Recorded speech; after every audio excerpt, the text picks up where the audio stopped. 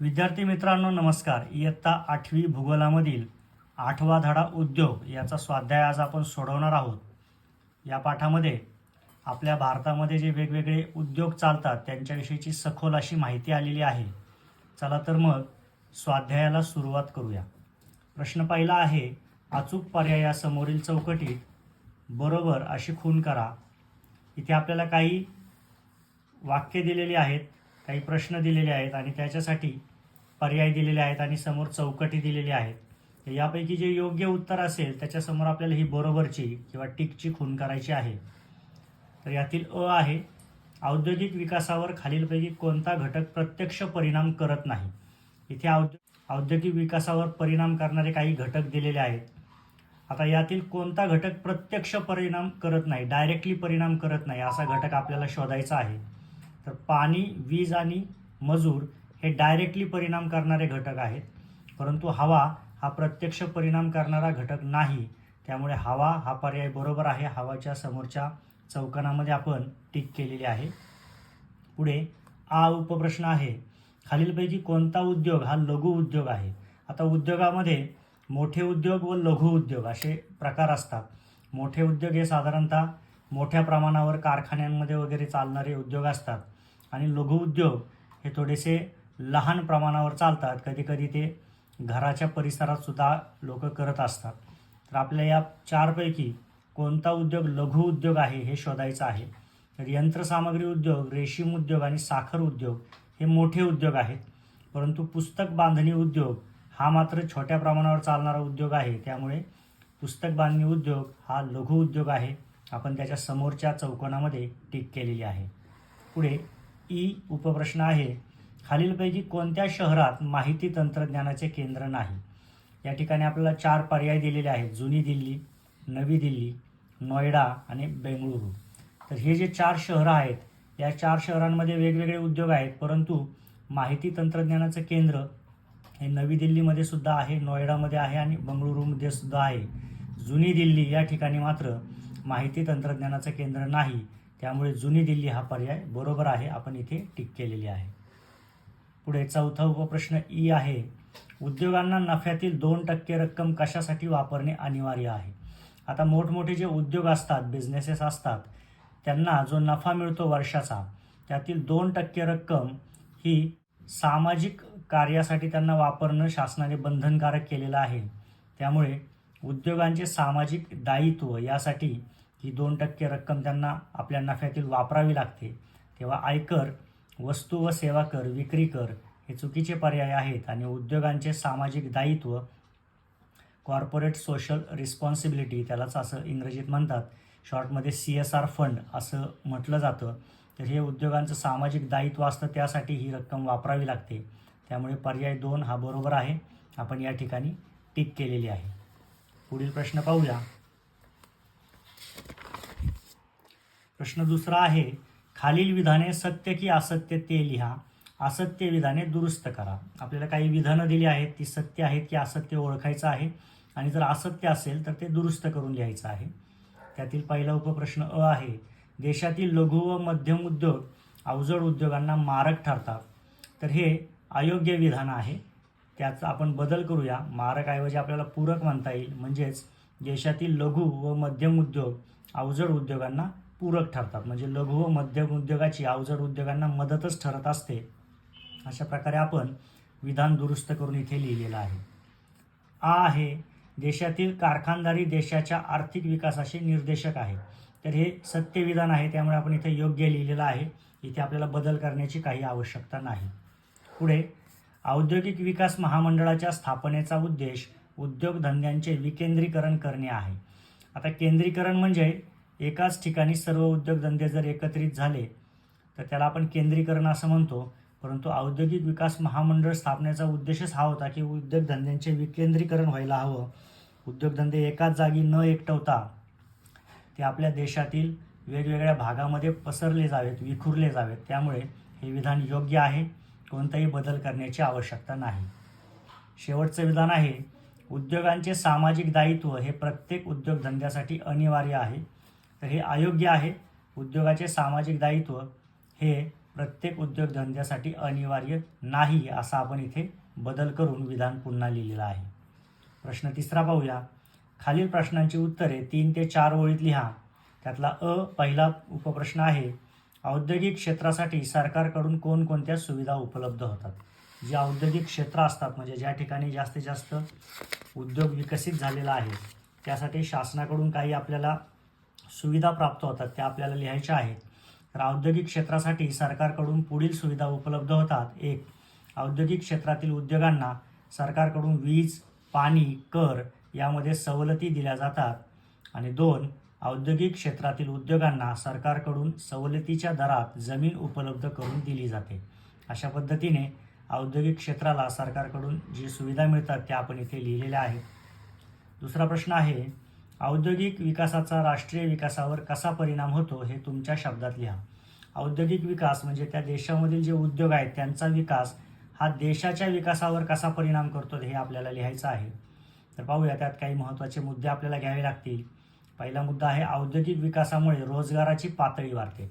जर औद्योगिक विकास वाढला तर साहजिकच आजूबाजूच्या लोकांसाठी रोजगार निर्मिती होते, मोठ्या प्रमाणावर रोजगाराची पातळी वाढते आणि त्यामुळे राष्ट्रीय विकासावर चांगला परिणाम होत असतो.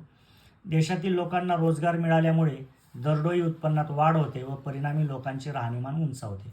जर लोकांना जास्तीत जास्त रोजगार मिळू लागला तर साहजिकच लोकांचं जे राहणीमान आहे ते चांगल्या पद्धतीचं होतं आणि त्यामुळे संपूर्ण देशामध्येच प्रगती होते. औद्योगिक विकासामुळे देशाच्या स्थूल राष्ट्रीय उत्पन्नात वाढ होते. देशाचं जे स्थूल राष्ट्रीय उत्पन्न असतं त्यामध्ये सुद्धा औद्योगिक विकासामुळे वाढ होत असते. आणि चौथा मुद्दा आहे, देशातील उत्पादित वस्तूंची निर्यात केली असता त्यापासून देशाला परकीय चलन प्राप्त होते. देशामध्ये जे उत्पादन केल्या जाणाऱ्या वस्तू आहेत त्यांची जर निर्यात केली, दुसऱ्या देशात तो माल पाठवला तर त्यातून आपल्याला देशाला परकीय चलन म्हणजे त्या देशाचं चलन प्राप्त होत असतं आणि याने सुद्धा आपली आर्थिक स्थिती मजबूत होण्यासाठी खूप फायदा होत असतो. अशा प्रकारे औद्योगिक विकासाचा राष्ट्रीय विकासावर परिणाम होत असतो. हा होणारा परिणाम आपण योग्य मुद्द्यांसह इथे मांडलेला आहे. तिसरा उपप्रश्न आहे, उद्योगांच्या सामाजिक दायित्वाच्या उपयुक्ततेबाबत तुमचे मत थोडक्यात व्यक्त करा. आता उद्योगांना जे सामाजिक दायित्व दिलेलं आहे की त्यांच्या नफ्यातील 2% रक्कम ही सामाजिक दायित्वासाठी त्यांनी वापरायची आहे, सामाजिक कार्यासाठी वापरायची आहे, याविषयी आपल्याला मत व्यक्त करायचं आहे. तर समाजातील मोठ्या प्रमाणावर नफा कमावणाऱ्या उद्योजकांनी अथवा उद्योग समूहाने आपल्या नफ्यातील काही टक्के रक्कम समाज हितोपयोगी कार्यासाठी खर्च करणे म्हणजेच सामाजिक दायित्व होय. पहिल्यांदा सामाजिक दायित्वाचा अर्थ समजून घेऊया की आपल्या देशामध्ये, आपल्या समाजामध्ये जे मोठे उद्योग असतात की जे वर्षभरामध्ये खूप मोठ्या प्रमाणावर नफा कमवतात, अशा उद्योगांना त्यांच्या नफ्यातील काही टक्के रक्कम ही सामाजिक कामासाठी उपयोगात आणावी लागते. म्हणजे समाज उपयोगी कामे त्यांना करावी लागतात, त्यालाच सामाजिक दायित्व असं म्हणतात. पुढे पाहूया, उद्योगांच्या सामाजिक दायित्वात उद्योजक अथवा उद्योग समूह शैक्षणिक किंवा आरोग्यविषयक सुविधा पुरवू शकतात. म्हणजे एखादा एक उद्योग असेल किंवा उद्योगांचा समूह असेल तर हे त्या सामाजिक दायित्वामध्ये कोणकोणती सामाजिक कामं करू शकतात, तर शैक्षणिक किंवा आरोग्यविषयक सुविधा पुरवू शकतात. म्हणजे एखाद्या शाळेमध्ये काही सुविधा त्यांना द्यायच्या असतील, मुलांना काही साहित्य वाटप करायचं असेल तर ते करू शकतात किंवा आरोग्यविषयक सुविधा पुरवू शकतात. म्हणजे पाण्याचे फिल्टर्स किंवा काही आरोग्यविषयक सेवा देणं, अशा प्रकारची कामं ते या सामाजिक दायित्वाच्या निधीतून करू शकतात. त्याचबरोबर समाजातील निराधारांसाठी, अपंगांसाठी, गरजू व्यक्तींसाठी मार्गदर्शन केंद्रे चालवू शकतात. त्यानंतर एखादे गाव दत्तक घेऊन त्या गावाच्या विकासास हातभार लावू शकतात. पर्यावरण विकास केंद्रे उभारू शकतात. उद्योगांच्या सामाजिक दायित्वामुळे परिसरातील लोकांच्या कल्याणात भर पडू शकते. अशा पद्धतीने उद्योगांच्या सामाजिक दायित्वाविषयी आपण आपलं मत इथे मांडलेलं आहे. पुढचा उपप्रश्न पाहूया, लघु उद्योगाची 3 वैशिष्ट्ये सांगा. लघु उद्योग जो असतो त्याची आपल्याला वैशिष्ट्ये इथे लिहायची आहेत. लघु उद्योगाची 3 वैशिष्ट्ये पुढील प्रमाणे आहेत. 1. लघु उद्योगांना भांडवल, जागा, यंत्रसामग्री या आदानांची तुलनेने कमी प्रमाणात आवश्यकता असते. आता लघु उद्योग हे थोडे लहान प्रमाणावर असतात, त्यामुळे भांडवल, जागा किंवा यंत्रसामग्री या सर्वांचीच थोडी कमी आवश्यकता त्यांना असते मोठ्या उद्योगांच्या तुलनेमध्ये. लघुउद्योगात तुलनेने कमी मनुष्यबळ आवश्यक असते. एखादा मोठा उद्योग असेल तर तिथे हजारो शेकडो लोक कामाला असतात, परंतु लघुउद्योगामध्ये मात्र कमी लोक कामाला असतात. लघुउद्योगातील उत्पादित वस्तूंची बाजारपेठ तुलनेने मर्यादित असते. लघुउद्योगामध्ये जी उत्पादनं तयार होतात त्यांची बाजारपेठ ही थोडीशी लहान असते. अशा पद्धतीने लघुउद्योगाची 3 वैशिष्ट्ये आपण या ठिकाणी लिहिलेली आहेत. पुढे प्रश्न 4 आहे, खालील प्रश्नांची सविस्तर उत्तरे लिहा. औद्योगिक विकासावर परिणाम करणारे घटक स्पष्ट करा. औद्योगिक विकासावर कोणकोणते घटक परिणाम करतात ते आपल्याला इथे स्पष्ट करायचं आहे. तर औद्योगिक विकासावर परिणाम करणारे घटक पुढील प्रमाणे होत. पहिला आहे प्राकृतिक रचना, कच्चा माल, मनुष्यबळ, पाणी पुरवठा, वाहतुकीच्या सोयीसुविधा, भांडवल, बाजारपेठ, शासकीय धोरणे, राजकीय परिस्थिती इत्यादी घटक एखाद्या प्रदेशातील किंवा देशातील औद्योगिक विकासावर परिणाम करतात. अशा पद्धतीने हे सर्व घटक त्या औद्योगिक विकासावर परिणाम करत असतात. इथे आपण उदाहरण पाहूया. घनदाट वनप्रदेश, पर्वतीय प्रदेश, वाळवंटी प्रदेश अशा ठिकाणी प्रतिकूल प्राकृतिक रचनेमुळे आणि वाहतुकीच्या सोयीसुविधा मर्यादित प्रमाणात उपलब्ध असल्यामुळे औद्योगिक विकास पुरेशा प्रमाणात होत नाही. जर आपण विचार केला तर एखादा घनदाट वनप्रदेश असेल, जंगलाचा प्रदेश असेल, पर्वतीय प्रदेश असेल किंवा वाळवंटाचा प्रदेश असेल, अशा ठिकाणी साहजिकच प्राकृतिक रचना ही प्रतिकूल असते. वाहतुकीच्या सोयीसुविधा नसतात, रस्ते नसतात, त्यामुळे अशा भागामध्ये औद्योगिक विकास कमी असतो. या ठिकाणी मोठमोठ्या कंपनीज, कारखाने, उद्योग नसतात. आणि याउलट सुपीक मैदानी प्रदेशात शेती व्यवसायाची भरभराट होते. शेतमाल इतर अनेक व्यवसायात कच्चा माल म्हणून उपयोग होत असतो. त्यामुळे अशा प्रदेशात इतर उद्योगांचा विकासास चालना मिळते. आणि सुपीक जर मैदानी प्रदेश असेल तर तिथे शेती व्यवसाय जोरात असतो आणि शेती व्यवसायावरच बरेचसे उद्योग अवलंबून असतात. त्यामुळे साहजिकच अशा भागामध्ये मात्र औद्योगिक विकास मोठ्या प्रमाणावर होत असतो. पुढील उपप्रश्न आहे, महाराष्ट्र औद्योगिक विकास महामंडळाचे फायदे लिहा. आता आपल्या शासनाने महाराष्ट्र औद्योगिक विकास महामंडळ स्थापन केलेलं आहे. त्याचे फायदे आपल्याला इथे लिहायचे आहेत. महाराष्ट्र राज्य औद्योगिक विकास महामंडळाची स्थापना 1 ऑगस्ट 1962 रोजी झाली. महाराष्ट्र राज्य औद्योगिक विकास महामंडळाद्वारे महाराष्ट्रातील प्रत्येक जिल्ह्यात औद्योगिक क्षेत्राची निर्मिती करण्यात आली आहे. या औद्योगिक क्षेत्रातील उद्योगांना सरकारकडून जमिनीचे दर, वीज, पाणी, कर यामध्ये सवलती दिल्या जातात. त्यामुळे औद्योगिकरणास चालना मिळते. पुढे प्रत्येक जिल्ह्यात महाराष्ट्र राज्य औद्योगिक विकास महामंडळाद्वारे औद्योगिक क्षेत्राची निर्मिती करण्यात आली असल्यामुळे उद्योगांच्या विकेंद्रीकरणास चालना मिळते. म्हणजे पहिल्या मुद्द्यामध्ये त्याची स्थापना आपण दिली, त्यानंतर प्रत्येक जिल्ह्यामध्ये हे काम करत आहे. आता काय काम करत आहे तर उद्योग स्थापन करत असताना त्या क्षेत्रामध्ये औद्योगिक क्षेत्र जे निश्चित केलेलं आहे, जो भाग निश्चित केलेला आहे, त्या भागामध्ये जे उद्योग येतील त्यांना जमिनीचं दर, वीज, पाणी, कर यामध्ये सवलती दिल्या जातात. त्यामुळे औद्योगिकरण साहजिकच वाढतं. यानंतर प्रत्येक जिल्ह्यामध्ये हे महाराष्ट्र राज्य औद्योगिक विकास महामंडळ काम करत आहे. प्रत्येक जिल्ह्यामध्ये ते क्षेत्र निर्माण करत आहे. त्यामुळे उद्योगाचं विकेंद्रीकरण होतं. म्हणजे एकाच ठिकाणी सर्व उद्योग केंद्रित झालेत, जमा झालेत असं होत नाही. त्यामुळे साहजिकच सुविधांवर ताण येत नाही. औद्योगिक विकास महामंडळ राज्यातील रोजगार पातळी, व्यापार व लोकांचे राहणीमान उंचावण्यात महत्त्वपूर्ण ठरते. हे जे औद्योगिक विकास महामंडळ आहे ते लोकांचं रोजगार, व्यापार आणि लोकांचं राहणीमान हे उंचावण्यात महत्त्वपूर्ण ठरतं. कारण यातून औद्योगिक विकास होतो. औद्योगिक विकास झाला की लोकांना नोकऱ्या मिळतात आणि त्यातून साहजिकच लोकांचं राहणीमान हे सुधारत असतं. त्यामुळे औद्योगिक विकास महामंडळाचा राज्याच्या किंवा देशाच्या विकासामध्ये खूप महत्त्वाचा भाग आहे. पुढील प्रश्न आहे, माहिती तंत्रज्ञान उद्योगांचे महत्त्व सांगा. माहिती तंत्रज्ञान उद्योगात माहिती शोधणे, माहिती मिळवणे, माहितीचे विश्लेषण करणे, माहिती संग्रहित करणे, मागणीनुसार माहिती पुरवणे इत्यादी बाबींचा समावेश होतो. परिणामी माहिती तंत्रज्ञान उद्योगाद्वारे जगातील कोणत्याही व्यक्तीला जगातील कोणत्याही गोष्टीची सहजपणे माहिती उपलब्ध होऊ शकते. आता आपण वेगवेगळ्या वेबसाईट्स पाहतो किंवा कॉल सेंटर्स पाहतो. त्या ठिकाणी जेव्हा आपण एखाद्या गोष्टीची माहिती मागतो त्यावेळेस आपल्याला व्यवस्थित माहिती दिली जाते. हे सगळं माहिती तंत्रज्ञान उद्योगाच्या अंतर्गत येतं. तर इथे माहिती मिळवणे, माहिती शोधणे, माहितीचे विश्लेषण करणे, माहिती संग्रहित करणे अशा प्रकारची कामं केली जातात. आणि यामुळे घर बसल्या माणसांना वेगवेगळी माहिती मिळत असते. माहिती तंत्रज्ञान उद्योगात संगणक, इंटरनेट, मोबाईल फोन इत्यादी साधनांचा माहितीशी संबंधित कार्यासाठी मोठ्या प्रमाणावर वापर केला जातो.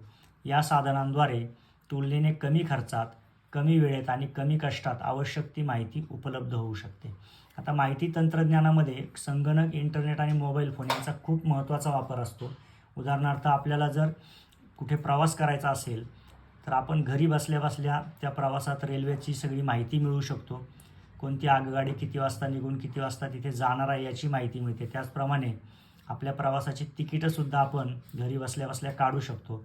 हे सगळं माहिती तंत्रज्ञानामुळे आपल्याला शक्य झालेलं आहे आणि यामुळे कमी खर्चात, कमी वेळेत आणि कमी कष्टात आपली सगळी माहिती उपलब्ध होते आणि आपला बहुमूल्य असा वेळ वाचत असतो. माहिती तंत्रज्ञान उद्योगातून मिळालेल्या माहितीच्या आधारे वैयक्तिक, शैक्षणिक, आर्थिक, सामाजिक, सांस्कृतिक प्रगती करणे शक्य होते.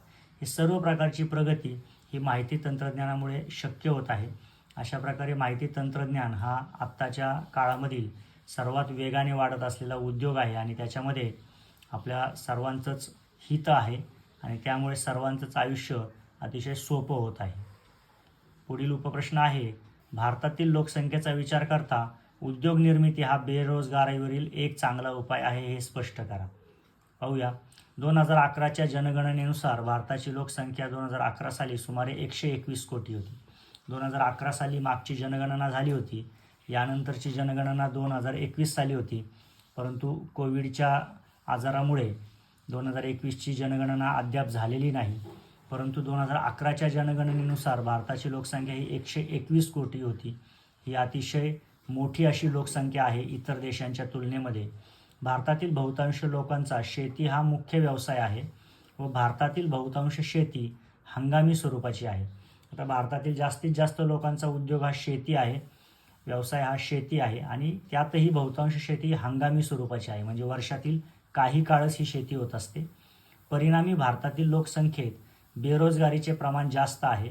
म्हणून भारतात मोठ्या प्रमाणावर उद्योग निर्मिती करणे आवश्यक आहे. आणि ही जी शेती आपण पाहिली ही हंगामी आहे, वर्षभर चालत नाही. त्यामुळे साहजिकच बराच काळ बरेचसे लोक बेरोजगार असतात. त्यामुळे आपल्या देशामध्ये उद्योग निर्मिती होणे आवश्यक आहे, कारण उद्योग निर्मिती झाली तर लोकांना काम मिळेल आणि बेरोजगारीवर एक महत्त्वाचा असा उपाय होईल. भारतात मोठ्या प्रमाणावर लघुउद्योग आणि मध्यम उद्योग निर्माण केले असता बेरोजगार व्यक्तींना, स्त्रियांना मोठ्या प्रमाणावर रोजगाराच्या संधी उपलब्ध होतील. भारतात मोठ्या प्रमाणावर मोठे उद्योग निर्माण केले असता नागरीकरणास चालना मिळेल व ग्रामीण भागातून शहरी भागाकडे होणारे लोकसंख्येचे अतिप्रमाणातील स्थलांतर थांबवणे शक्य होईल. राष्ट्रीय उत्पन्नात वाढ होईल व परिणामी बेरोजगारीचे दुष्टचक्र भेदणे शक्य होईल. भारतामध्ये जर मोठे उद्योगसुद्धा सुरू झाले तर आत्ता जे खेडेगावातील लोक बरीचशी शहराकडे कामासाठी जातात ते होणार नाही. त्यांना त्यांच्या गावाच्या आसपास नोकरी मिळेल आणि याच्यामधून स्थलांतर थांबेल. लोकसंख्येचा जो अतिताण शहरांवर येत आहे तो थांबेल. राष्ट्रीय उत्पन्नात वाढ होईल आणि बेरोजगारीचं प्रमाण हे कमी होईल. अशा पद्धतीने बेरोजगारीवर उद्योगांमध्ये वाढ होणं हे अतिशय महत्त्वाचा असा उपाय ठरणार आहे. पुढे प्रश्न 5वा आहे, खालील विधानांसाठी ओघ तक्ता तयार करा. विधान आहे, आपण जे कपडे वापरतो त्याचा शेतापासून आपल्यापर्यंत झालेला प्रवास लिहा. या ठिकाणी आपण ओघ तक्ता अशा प्रकारे तयार करू शकतो. सुरुवातीला शेतमालापासून सूत निर्मिती होणार आणि सूत निर्मितीपासून ताग्याची व कापडाची निर्मिती होणार. अशा पद्धतीने हा ओघ तक्ता तयार होईल. पुढील प्रश्न पाहूया.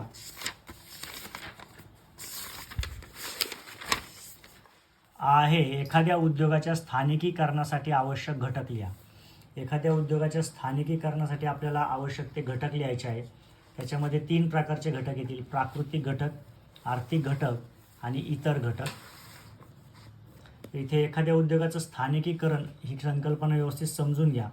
म्हणजे एखादा उद्योग ठराविक भागामध्ये खूप मोठ्या प्रमाणावर होणे म्हणजेच त्या उद्योगाचं तिथे स्थानिकीकरण झालेलं आहे. असं होण्याचे प्राकृतिक घटक आपण समजून घेऊया. यामध्ये पहिला आहे प्राकृतिक घटक मृदा, खनिज संपत्ती आणि पाणी पुरवठा. एखाद्या ठिकाणी जर विशिष्ट प्रकारची मृदा असेल किंवा खनिज संपत्ती असेल तर त्याच्याशी संबंधित उद्योग त्या ठिकाणी सुरू होतात. त्या उद्योगांचं तिथे स्थानिकीकरण होतं. त्यामुळे प्राकृतिक घटकामध्ये मृदा, खनिज संपत्ती व पाणी पुरवठा येईल. आर्थिक घटकामध्ये शेती व कच्चा माल, एखाद्या ठिकाणी विशिष्ट शेती जास्त केली जाते, कच्चा माल तिथे उपलब्ध आहे, म्हणजे जिथे उदाहरणार्थ जिथे ऊसाचं उत्पादन मोठ्या प्रमाणावर आहे तिथे साहजिकच साखर कारखाने असतील. अशा पद्धतीने शेती व कच्चा माल, वाहतूक, बाजारपेठ आणि भांडवल, जवळच बाजारपेठ आहे, वाहतुकीची सोय आहे, भांडवलही मोठ्या प्रमाणावर उपलब्ध आहे, अशी परिस्थिती असेल तर त्या उद्योगाचं स्थानिकीकरण होतं आणि त्या ठिकाणी तो उद्योग चांगल्या पद्धतीने विकसित होतो. इतर घटक आहेत मनुष्यबळाची संख्या, मनुष्यबळाची गुणवत्ता, वैज्ञानिक प्रगती आणि तांत्रिक प्रगती. या सर्व घटकसुद्धा एखाद्या उद्योगाचं स्थानिकीकरण करण्यासाठी महत्त्वाचे घटक ठरतात. अशा पद्धतीने इथे आपण एखाद्या उद्योगाच्या स्थानिकीकरणासाठी आवश्यक घटक इथे तक्त्याद्वारे मांडलेले आहेत. पुढे प्रश्न 6वा आहे, फरक स्पष्ट करा. मध्यम उद्योग आणि अवजड उद्योग या दोघांमधला फरक आपल्याला स्पष्ट करायचा आहे. तर आपण या बाजूला मध्यम उद्योग लिहिलेला आहे, इकडे अवजड उद्योग लिहिलेला आहे. याच्यामध्ये आदानांचे प्रमाण याच्यामध्ये एक फरक येतो, तो इथे स्पष्ट केलेला आहे. अवजड उद्योगांच्या तुलनेत मध्यम उद्योगांना कमी प्रमाणात भांडवल, जागा, मनुष्यबळ, यंत्रसामग्री आवश्यक असते. मध्यम उद्योगांच्या तुलनेत अवजड उद्योगांना मोठ्या प्रमाणात भांडवल, जागा, मनुष्यबळ, यंत्रसामग्री आवश्यक असते. आदानांच्या प्रमाणाच्या संदर्भात हा फरक आहे. आता काही उदाहरणं पाहूया. फळ प्रक्रिया उद्योग, गुऱ्हाळ इत्यादी मध्यम उद्योगाची उदाहरणे आहेत. साखर निर्मिती, कापड निर्मिती, वाहन निर्मिती, औषध निर्मिती इत्यादी अवजड उद्योगांची उदाहरणे आहेत. अशा पद्धतीने मध्यम उद्योग व अवजड उद्योग यातील फरक आपण इथे स्पष्ट केलेला आहे. पुढील उपप्रश्न पाहूया. कृषीपूरक उद्योग आणि माहिती तंत्रज्ञान उद्योग यातील फरक आपल्याला इथे स्पष्ट करायचा आहे. तर कृषीपूरक उद्योग आणि माहिती तंत्रज्ञान उद्योग यातील फरक आपण स्पष्ट करूया. पहिल्यांदा स्थानिकीकरणाच्या संदर्भाने असलेला फरक पाहूया. सर्वसाधारणपणे कृषीपूरक उद्योगांचे ग्रामीण भागात स्थानिकीकरण आढळते. कृषीपूरक उद्योग म्हणजे शेतीशी संबंधित जे उद्योग आहेत ते साधारणतः ग्रामीण भागातच आढळतात.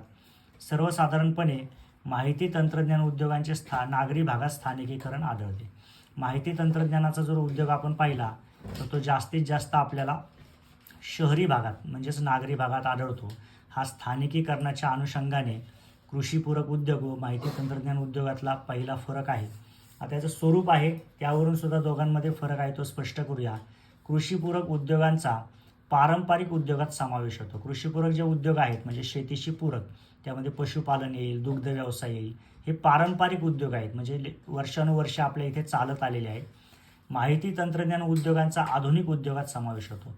माहिती तंत्रज्ञान उद्योग हा त्या मानाने नवीन आहे त्यामुळे तो आधुनिक उद्योगांमध्ये येतो. अशा पद्धतीने इथे आपण कृषीपूरक उद्योग व माहिती तंत्रज्ञान उद्योग यामध्ये फरक स्पष्ट केलेला आहे. या ठिकाणी आपला स्वाध्याय पूर्ण होत आहे. विविध प्रश्नांचे आपण इथे उत्तरं व्यवस्थितपणे लिहिलेली आहेत, समजून घेतलेली आहेत. अशाच आणखी प्रश्नांचा सराव करा. धन्यवाद.